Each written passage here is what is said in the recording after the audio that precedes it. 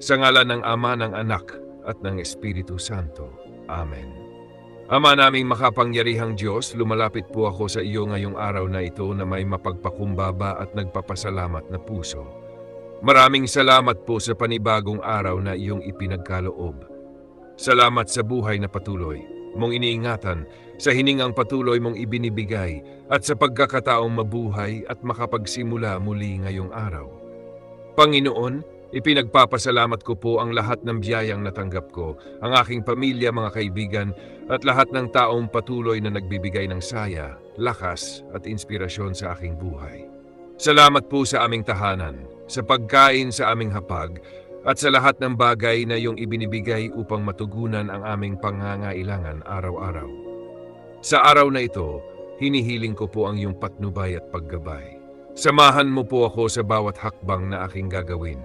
Tulungan mo akong makagawa ng mabuti, makapagsalita ng tama at makapagbigay ng kabutihan sa aking kapwa. Naway maging mahinahon ang aking puso, maging malinaw ang aking isipan, at maging matatag ang aking pananampalataya sa iyo. Panginoon, sa bawat gawain ko ngayong araw, sa trabaho man, sa pag-aaral o sa anumang responsibilidad na aking haharapin, naway ikaw ang maging sentro ng aking mga desisyon at kilos. Bigyan mo po ako ng karunungan upang magawa ko ang tama at maiwasan ang anumang makasasama sa akin at sa aking kapwa. Kung may mga pagsubok man na darating ngayong araw, hinihiling ko po ang iyong lakas at tapang upang harapin ang mga ito. Tulungan mo akong manatiling matatag at puno ng pag-asa. Paalahanan mo akong hindi ako nag-iisa, sapagkat ikaw ay laging naroon upang gumabay at magbigay ng lakas. Panginoon, hinihiling ko rin po ang iyong pagpapala sa aking pamilya. Ingatan mo sila saan man sila naroroon. Ilayo mo sila sa anumang panganib at kapahamakan. Naway punuin mo ang aming tahanan ng pagmamahalan, pagkakaisa at kapayapaan. Pagpalain mo rin po ang lahat ng taong aking makakasalamuha ngayong araw.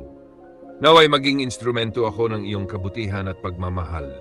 Tulungan mo akong maging mabuting halimbawa sa aking kapwa sa pamamagitan ng kabaitan, pag-unawa at pagtulong.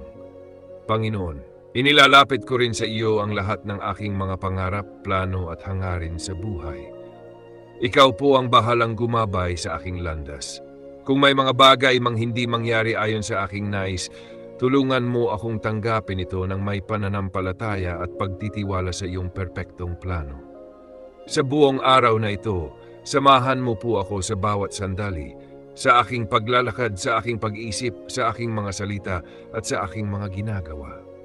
Naway maramdaman ko ang iyong presensya na nagbibigay ng kapayapaan at lakas sa aking puso.